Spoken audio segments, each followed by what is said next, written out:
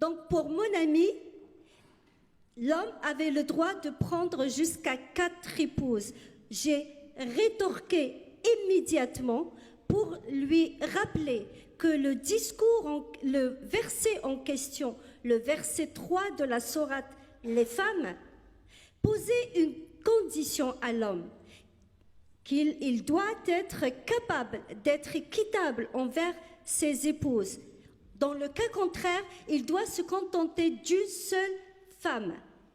J'ai immédiatement enchaîné avec le verset 129 de la même sourate qui dit « Il vous est impossible d'être équitable envers vos épouses, même si vous vous préoccupez de cela. » J'ai essayé d'expliquer à mon ami que parce que la condition qui permettait la polygamie était impossible, cela revenait à dire que la polygamie était inapplicable.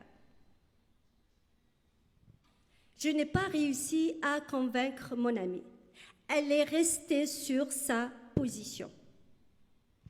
Concernant ce verset 129 de la sourate Les femmes, ce que je peux dire au sujet de ce verset aujourd'hui, c'est que ce verset, s'il représente un argument fort pour ceux qui appellent à l'abolition de la polygamie, il représente également un argument fort pour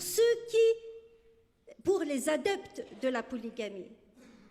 Car s'il dit que l'homme est incapable d'être équitable envers ses épouses, il ne dit pas dans le même verset, il ne dit pas dans ce cas l'homme doit se contenter d'une seule épouse.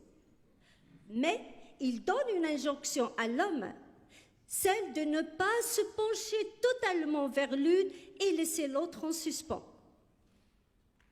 Donc, pour moi, le débat, en nous appuyant sur ce verset, sera sans fin. Donc, il est préférable d'utiliser des arguments d'ordre culturel, d'ordre social, d'ordre psychologique pour déclarer que cette pratique est tout simplement obsolète. J'ai essayé d'expliquer évidemment cela à mon amie ce jour-là. Elle ne m'a pas écoutée.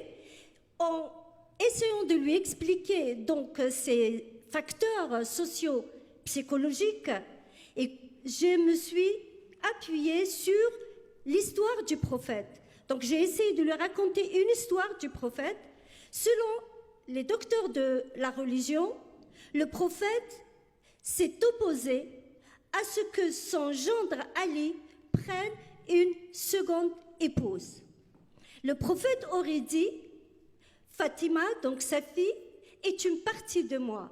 Ce qui lui fait mal, me fait mal. » Donc j'ai essayé d'expliquer à mon ami que ce hadith, à travers ce hadith, le prophète reconnaissait que la polygamie était une source de douleur pour la femme, une source de souffrance, et par conséquent pour l'enfant, car l'enfant souffre quand sa maman souffre.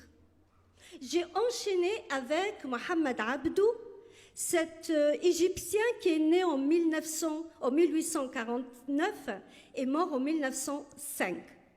Mohamed Abdou a critiqué et a dénoncé les conséquences néfastes de la polygamie sur les femmes, les enfants et même le mari. Il a affirmé que les autorités religieuses et politiques pouvaient déclarer tout simplement la polygamie interdite pour préserver la famille du dépérissement.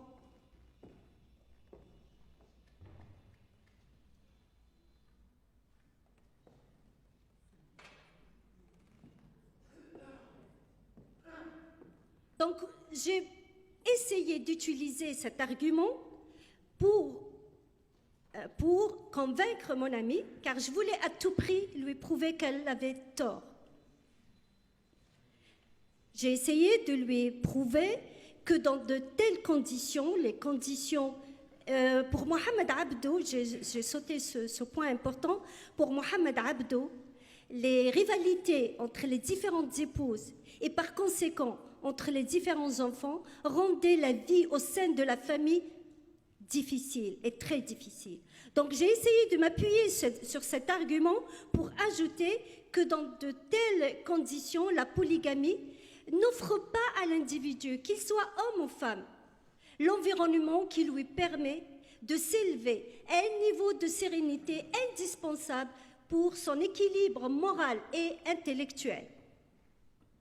Je n'ai pas réussi à convaincre mon amie et à ce moment-là, j'ai réalisé et j'ai compris que je ne pouvais rien faire pour elle.